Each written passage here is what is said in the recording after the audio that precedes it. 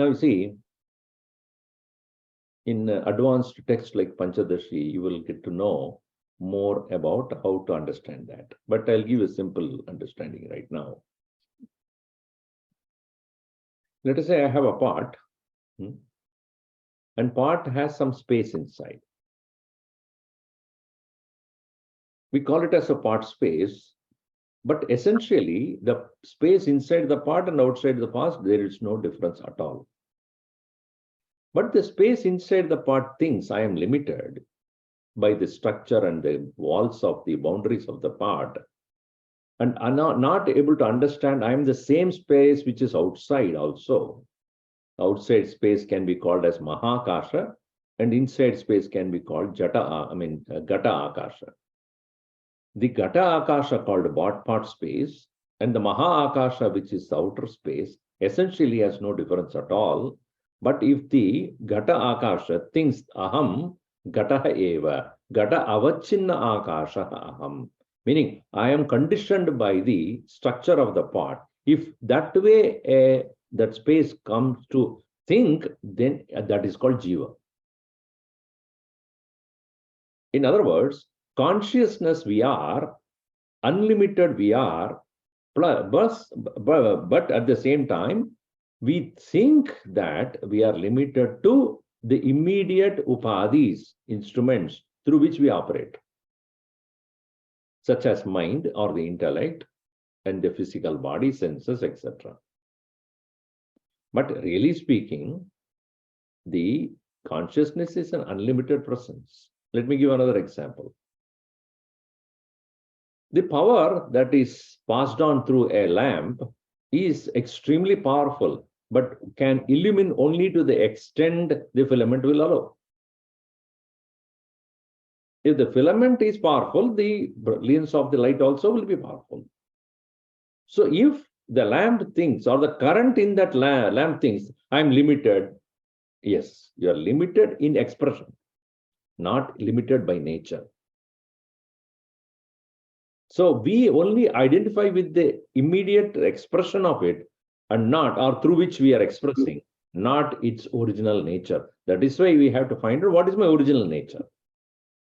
My original nature is Mahakasha, infinite space. So, Stula Shura Abhimani. Abhimani means one who identifies.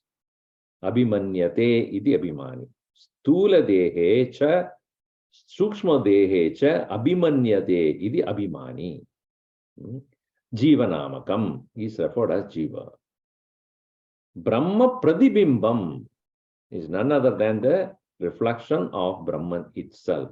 Another example that is given is inside that water pot, in the potter, in that spot space, there is some water also you put.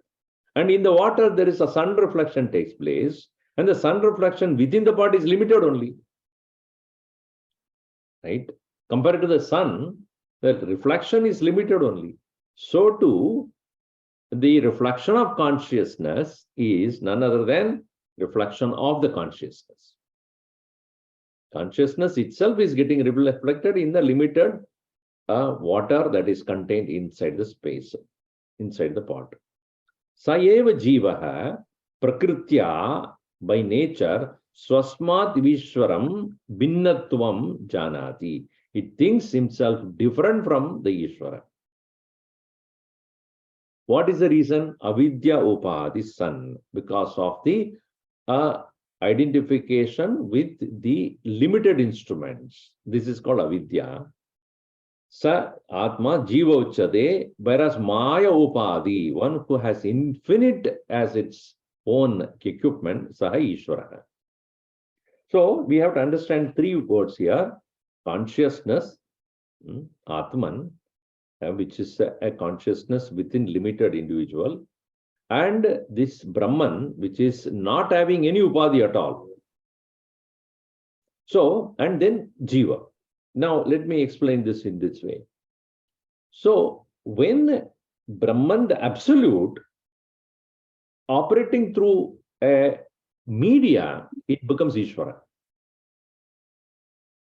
Like God is God only with respect to the world. right? So you cannot say God equal to Brahman. No, Brahman is appearing as God with respect to the world. It is like, are you a man or a husband? If somebody asks you, what do you say? Both,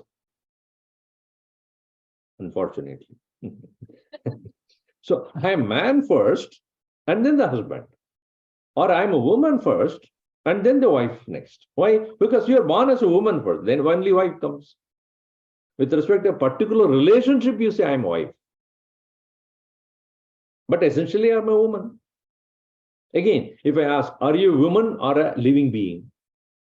Human. Are you human or a woman? What is your answer to that? Are you human or a woman?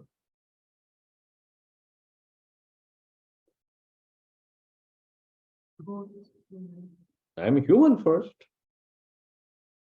I have the body of a woman. Or I have a body of a man. I'm human. Okay. Are you human or a life? So when you see that life, it is tree also has life. A bird has a life. An animal has a life. A worm has a life. I am also alive. So then I am life first. Based upon the evolution aspect of it, I am a man. And then based upon a particular form of the body, I'm a human. And then a particular form of the body, I'm a man or a woman. And then from there you go to wife or husband. So how do you recognize yourself? Going deeper and deeper in yourself, you will find you come to a point, I am. Even life is only, with respect to expression, I am. So this I am the consciousness, Brahman. Then when he takes to certain ways of expressing, when the total world is created as expression of the consciousness, then he gets the role as Ishvara. And in an individual also it is the same, but he limits himself to that individual upadhi, then become Jiva. So Brahman, Ishvara and Jiva, actually there is no difference. It is like you ask Joe Biden, are you a human or husband of your wife or you are a president? You will say, I am first of all a human and I am the president of the entire United States. Where is my role is the whole country is to be taken care. But at home, husband. So husband is a Jiva, president is Ishvara, human is Brahman. No responsibilities. You see the difference based upon the upadhi, so will be the name. So the absolute truth with respect to a Sarvajnaha, Sarvakarta, Sarvashaktiman, Ishvaraha, Alpajnaha, Alpashaktiman, Jiva. In that way. So when we remove the upadhis, then Jiva, Ishvara, and Brahma, everything is one and the same.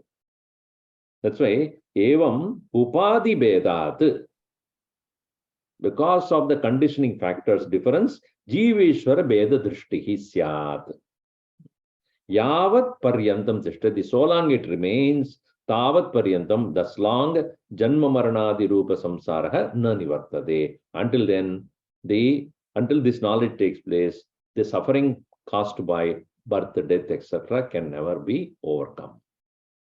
Tasmat karana, therefore, na jiva ishvara beda buddhihi svikarya. Therefore, do not entertain that difference if you really want to overcome the suffering of the limitations.